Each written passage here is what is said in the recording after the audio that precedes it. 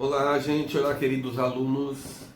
Seguinte, em época de pandemia, com problemas de conexão, de tudo, enfim, resolvi fazer essas aulas para poder ajudar os alunos, as pessoas que querem saber um pouquinho mais de arte, de história da arte e, enfim, quem tiver curiosidade de saber como é que as coisas acontecem, por que a arte hoje esse enigma que as pessoas vão na exposição, vê um monte de mancha e fala assim, meu Deus, isso é arte? Isso pra mim não é arte.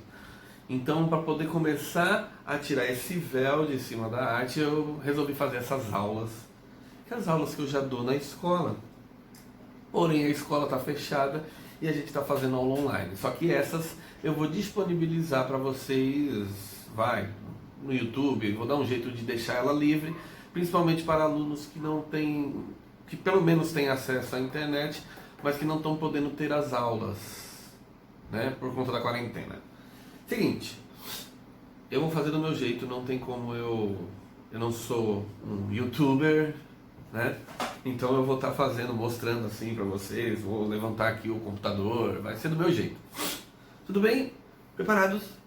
Então, sou o professor Tiago de Almeida Reis, eu me chamo Almeida Reis, gosto de chamar Almeida Reis, e vamos falar de arte. Então, para poder entender um pouquinho como é que a arte se tornou essa coisa tão híbrida, tão diferente, que as pessoas às vezes se revoltam de acreditar que isso é uma obra de arte, tudo começou no século XIX, né? Como é que começou? Vamos mostrar aqui as primeiras diferenças que a gente vai ter. A segunda revolução na arte, vamos ver aqui, ó. Vamos fazer desse jeito, tá? O reflexo tá meio ruim. Aqui. Opa! A primeira. Opa, tá pulando? Volta, volta, volta, volta. Tá invertido, mas seriam os acadêmicos e os impressionistas.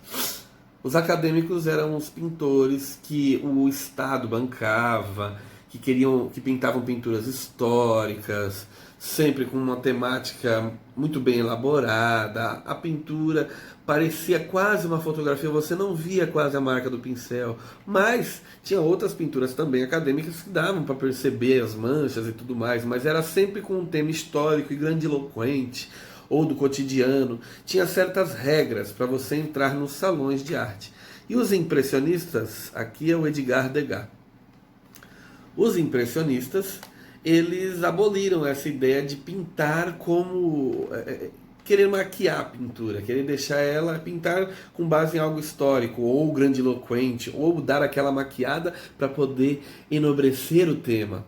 Eles pintavam o cotidiano e através de manchas. Se vocês pegarem aqui, ó, ver uma pintura impressionista de perto, ela é um monte de mancha.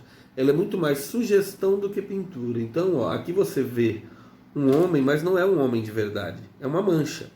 Só que ela está sugerida de um jeito que você vê as duas pernas, tudo preto, subindo, você já entende que é um homem. Eles não precisavam dar todos os detalhes como nessa pintura. A simples sugestão, o público já entenderia. E o Edgar Degas, ele vai ter uma coisa interessante. Antes, na história da arte, nunca se teve pinturas desse tipo, com esse tipo de visão. A visão como se fosse a visão de um pássaro, visto de cima. E como que ele conseguia isso? Como que o Degas, que é o pintor das bailarinas, fazia isso? Aqui eu vou também estar pegando meus livros, tá? Porque aqui eu posso pegar o que eu quiser, na hora que eu quiser, para poder mostrar para vocês os detalhes e etc. Como é que ele conseguia isso? Através de um recurso que antes não se tinha, mas a partir do século XIX passou-se a se ter. Que era qual recurso? Tchan, tchan, tchan, vou mostrar aqui para vocês. Era a fotografia, a máquina fotográfica. Então este aparelho, ele surgiu, foi inventado, e a partir daí ele começou a roubar o trabalho, roubar assim, né? Substituir o trabalho do pintor. Vamos supor que eu sou um cara rico, eu queria fazer a foto da minha família, eu tinha que pagar para um pintor, para um artista, para poder pelo menos retratar a minha família do jeito que ela era. Só que aí tinha um grave problema, os artistas eram caros. Não estou encontrando Edgar Degas aqui. Os artistas eram caros. Você pagar um artista para poder estar fazendo a pintura da minha família custava dinheiro. Então quem tinha dinheiro fazia. Só que fazia o Photoshop. Então um artista, ele ia lá pintar a minha pessoa, deu, opa, eu quero minha barba arrumada. Ah, não, você vai me fazer gordo? Não, me emagrece aí. Ah, tirei essa verruga, entendeu? O Photoshop que hoje fazem na foto, assim como no Facebook, vocês, não pode ter foto não autorizada no Facebook. Imagino que se alguém postar uma foto sua e não teve a sua autorização, você está estranho na foto, é motivo para ter uma inimizade com a pessoa que postou aquela foto não autorizada. Só fotos autorizadas, não é verdade?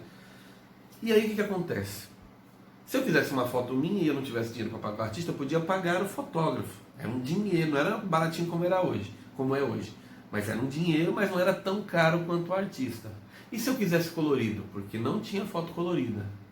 Ou tinha? Tinha. Só que não era impressa colorida, né? Era as fotos pintadas à mão. Olha aqui, ó. Vocês estão vendo? É uma foto bem antiga aqui. É o meu bisavô e minha bisavó, certo? Senhor Padre e Dona Josefa.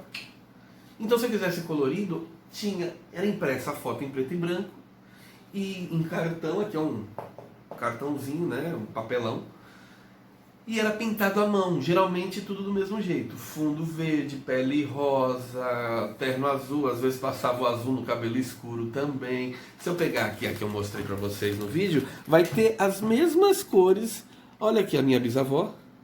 E olha aqui a roupa dela. Percebe que é a mesma tom de pele, é o verde no fundo, o vestidinho vermelhinho, né? Então era um padrão, era um padrão. Mas você tinha uma foto colorida, certo? Não precisava pagar para o artista. E melhor do que o do artista, literalmente, era a pessoa retratada. Então a fotografia começou a tirar o lugar do artista. Só que alguns artistas faziam uso da fotografia e dos efeitos que ela podia ser reproduzida. No caso do Degas, voltando a Degas, não encontrei a imagem no livro, mas olha aqui, ó. Vocês já devem ter visto na internet essa bailarina. Se olhar de pertinho o rosto dela, são manchas. É uma mancha branca, o rosado da bochecha, um mais escuro do olho e o rosadinho da boca. Só esses detalhes já valiam para representação, para mostrar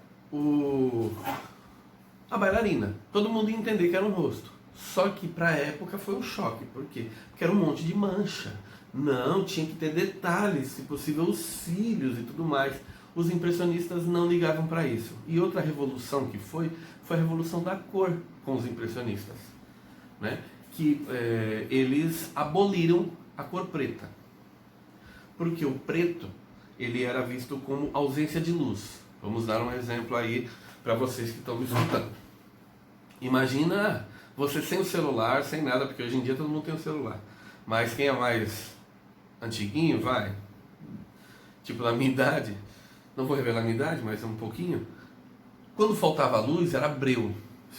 Alguém tinha que pegar a vela. Não sei se já aconteceu com vocês. Agora todo mundo tem celular, faltou luz, acende a lanterna do celular, mais fácil. E quase não está faltando luz também, mas faltava bastante na minha época de moleque. Então o que acontecia? A gente estava em casa lá, assistindo televisão, enfim, conversando, de noite, do nada faltava luz. Plá! A primeira coisa que a gente fazia, mãe! Porque pensava que tinha morrido, eu pensava, meu Deus, eu morri. Ué, plá, tudo preto.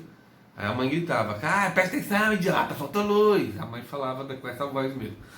E aí, faltou luz, beleza. E a gente ficava parado, porque mesmo que a gente sabe que ali é a parede, tem um sofá aqui, tenta andar no escuro, você esbarra em tudo, você não controla onde estão as coisas, apesar de saber que tem uma parede, que não tem. Enfim, ficava breu, até que chegava, a mãe ia lá, conseguia pegar a vela, acendia o pai, e vinha com o rosto deformado. Por quê? Porque a gente está acostumado com a luz vindo de cima, que é o sol, que é a lâmpada, etc., ou de um lado ou do outro, nunca vindo de baixo para cima.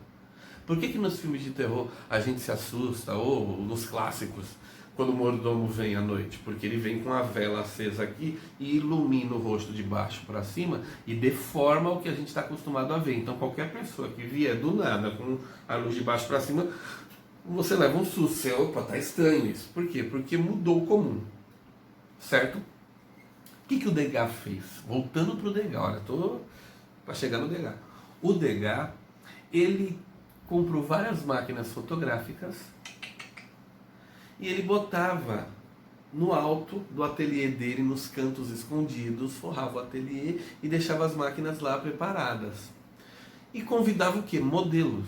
Modelos para poder pousar para ele fazer as pinturas. Os modelos da arte sempre foram utilizados. E no caso do Degas, foram as bailarinas. Ele pegava as bailarinas, ainda não desisti do Degas. Eu vou conversando com vocês e procurando nos meus livros aqui as imagens. Organização é a arma do negócio. Então o que aconteceu? O Degas, ele colocava lá as máquinas fotográficas no teto sem a modelo saber. Ele convidava as bailarinas para poder posar para eles. Por que bailarinas? Porque o pessoal da dança, enfim, que faz academia, eles conseguem controlar mais o corpo. Então ficar horas, minutos parados numa posição dá aflição, é difícil. Tentem fazer isso em casa, para outra pessoa desenhar. Só que as bailarinas, os dançarinos, eles têm o controle do corpo mais do que nós, porque eles treinam. Então, as bailarinas, essas mulheres, elas iam lá, alongavam. Então, o que elas faziam? Elas alongavam, elas esticavam, vestiam suas roupas e tudo mais, para poder posar depois, por horas, para esses pintores, para esses artistas. Só que o que o Degas fazia? Hoje seria crime. Enquanto ela ia no quartinho, achando ela, amiga, enfim, as bailarinas iam nesse quartinho, achando que estavam sozinhas, e estavam se trocando e alongando para posar para ele as fotografava. Não peguei ainda o Degas. Não vou encontrar o Degas. Vamos ficar com essa imagem mesmo. E aí o que aconteceu? Enquanto elas alongavam, tirava a roupa, ele ia fotografando. Passava, alongou, aqui, pra lá, pra cá. Terminou, estava preparada, ela saía do quarto e falava, olha, tô pronta. Ele as cumprimentava, pagava e mandava ir embora. Elas, não entendi nada, que bom, pelo menos recebi o dinheiro e não precisei posar. Só que na verdade ele tinha fotografado elas. É por isso que na grande maioria das pinturas do Edgar Degas, a visão vai ser essa, vista de cima, como se fosse a vista de um pássaro que está voando e acompanhando a cena, né? Uma diagonal vista de cima. E se vocês veem as manchas, é típica do impressionismo. Essa cor muito escura, você fala, peraí, professor, mas o senhor falou que os impressionistas não usavam a cor preta. E eles não usavam a cor preta. Por quê? Com pesquisas, percebeu-se que na natureza não existe o preto. Como eu disse, o preto é a ausência de luz. Quando falta luz, você não vê nada, a única cor que você vê é o preto. Porém, nós temos o preto em várias outras situações. Nós temos tinta preta. Aqui, o meu cabelo, aparentemente ele é preto, né? Então tem o preto na natureza. Na verdade tem tons de cinza. E aí a gente vai entrar agora no tema que é a teoria das cores. A teoria das cores, que o impressionismo foi a segunda revolução, só para poder fazer um paralelo, a primeira revolução na arte vai ser o Renascimento. Michelangelo, Leonardo da Vinci. Dali para cá, todo estilo achava que nós estamos revolucionando. Não. A segunda grande revolução na arte vai ser o impressionismo, que é a revolução da cor. Eles não estão preocupados com o tema que estão pintando, mas sim em captar as cores daquele momento. Captar o movimento e não a realidade. A realidade a foto já faz.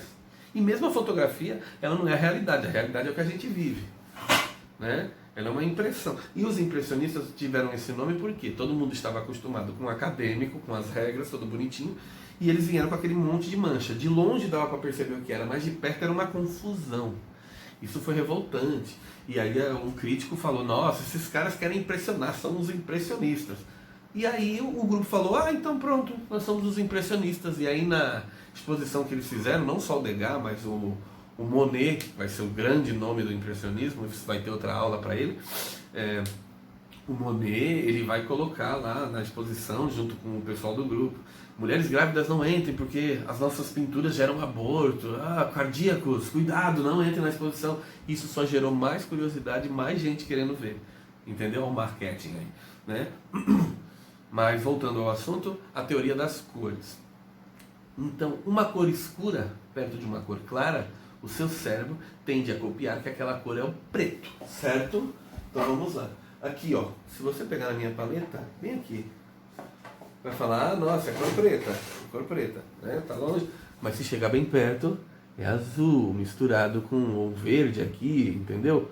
Então, quando você vê a cor escura perto de uma cor clara, o seu cérebro, ele não vê as cores separadas, ele vê o conjunto, e no conjunto tende a parecer que é o preto. Por isso que o impressionismo, ele vai abolir a cor preta como ausência de luz e vai usar esses tons misturados escuros perto dos tons claros para poder fazer as sombras.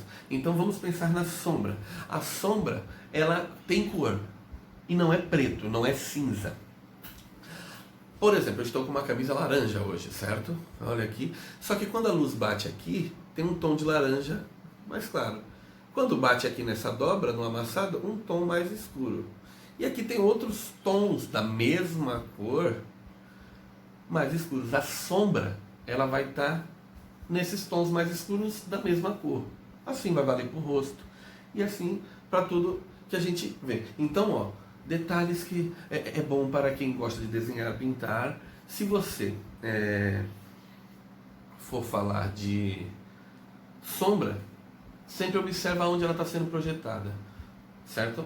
Tudo bem? Então, ó, vamos pegar aqui todo o olho. A parte de cima é mais escuro e a parte de baixo é mais clara. Estão vendo meu olho? Percebe que a minha parte de cima é mais escura e a de baixo ela é mais clara. A boca, os lábios. Percebam que, ó, aqui vai estar uma diferença. Geralmente o lábio, ó, vamos pegar aqui, ó.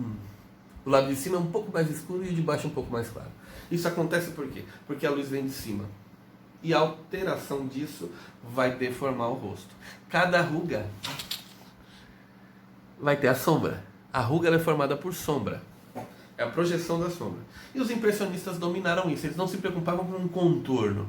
Eles se preocupavam somente em pinceladas rápidas e captar aquelas cores. Então o que acontece? Eles vão separar as cores frias das cores quentes e a mistura delas e o contrário delas. Então como é que a gente tem as sombras? Eles faziam escalas de tons da mesma cor. E nessa escala de tons eles iam usando os mais escuros e os mais claros. Só que eles aperceberam também outra coisa interessante. Com a teoria que foi feita também no século, aí depois vocês confirmem, mas foi o Gauss, não sei o nome correto. Por exemplo, o Newton decompôs a luz, a cor luz. Ele botou o prisma, muito tempo atrás, passou lá, que é o que gera o arco-íris. A luz, as gotículas quando passam, decompõem a luz e tem o arco-íris, que é todas aquelas cores bonitinhas. Só que aí o que aconteceu? Tem a cor luz e tem a cor pigmento. As teorias do Gauss são as que ele tentou rebater o Newton, só que ele não conseguiu, porém ele fez uma descoberta que nem ele tinha percebido, que a cor pigmento é a que vai ajudar os pintores. Então os pintores eles vão olhar a teoria do Newton e aplicar, porque a cor pigmento o pigmento ele é sólido, né? A luz não é sólida, a lâmpada é sólida, a luz não. Então o que acontece? A cor pigmento ela vai ter propriedades diferentes e a mistura dela também vai ser diferente. Então o que acontecia? Os pintores começaram a perceber que a mistura de algumas cores geravam, além de gerar outras cores, isso é óbvio, tinha a complementação. Então, por exemplo, o complementar de uma cor é a cor contrária. Contrário do branco, preto. Contrário do preto, branco. Se eu botar no preto gotinhas brancas, as estrelas do céu vão se destacar as estrelas. O preto não é o preto que se destaca o mínimo. Olha que interessante. E o vice-versa também. Num pano branco, se eu jogar qualquer coisinha preta, vai aparecer mais. Qual é o contrário do azul? Laranja. E o contrário do laranja, azul, vice-versa. Contrário do verde, vermelho, e vice-versa. E do amarelo, lilás, enfim, o roxo. O que é interessante disso é o seguinte. Se você misturar o branco e o preto, você vai ter o cinza, certo? Se eu jogar o cinza mais branco nesse preto, vão ter tons mais claros de cinza. Olha aqui, ó. tons mais claros de cinza, correto? Estão acompanhando, estão entendendo, né? Espero que sim. Isso aqui é cinza. E se eu jogar mais branco, vai ficando mais cinza, até o prata. Né? Aqui, ó, esse metalzinho aqui não é branco, ele é prata. É um tom mais claro ainda. Eu botei mais branco e um pouquinho de preto. Porém, se eu botar mais preto do que branco, eu continuo tendo cinza, eu não tenho preto. O preto ele é puro. Então, ó, vou pegar aqui uma camisa. Vocês estão vendo a camisa, é preta. Um aluno vai pintar ela toda de preta. Só que prestem atenção. Quando eu dobro ela, o preto profundo é só isso aqui, ó. Estão conseguindo ver? E isso aqui é tom de cinza próximo do preto. São 50 tons mais escuros. Então, na verdade, são tons de cinza. Tons de cinza. E aí o que acontece? Só que como o preto não existe na realidade, o impressionismo ele vai simplesmente abolir, esquecer o preto e vai jogar cores escuras misturadas, sem o preto, para poder gerar no cérebro a ideia de que tem a cor preta lá. Eu vou encerrar essa aula para poder não ficar muito longa. E aí o que aconteceu? Através dessa descoberta, o impressionismo ele vai ter pinceladas rápidas para poder pegar o momento. O único pintor impressionista que usa a cor preta, ele vai ser moderno mais pelo tema e por usar a mancha. Os pintores impressionistas usam ele como líder, mas na verdade foi por consideração. Era o Manet, o pintor Edouard Manet. Depois eu faço uma aulinha só sobre ele. Mas o grande líder dos impressionistas era o Monet, com o. Manet usava a cor preta ainda. Monet não. É o que vai pintar as niféias, as pontezinhas, as mais belinhas pinturas manchadinhas do impressionismo. Vai ser o Manet, é o mais famoso. Tá certo? Então, o primeiro passo que a gente vai ter para falar de arte da evolução vai ser isso. A tecnologia sendo usada pelo artista, no caso Edgar Degas principalmente, posicionada em cima e uma visão que nunca se foi vista. E essa revolução da cor. A cor vai ser mais importante do que o objeto de arte, do que o tema. Tudo bem? Então, ó, só para finalizar, começa a se abstrair a ideia de tema, a ideia histórica, a ideia da aristocracia de que não, temos que ter algo heróico para falar. Não, nós estamos curiosos quanto à luz. E é nesse ponto que a gente vai parar e depois eu vou fazer a próxima aula. Tudo bem? Espero que tenham gostado. E isso vai estar disponível para vocês.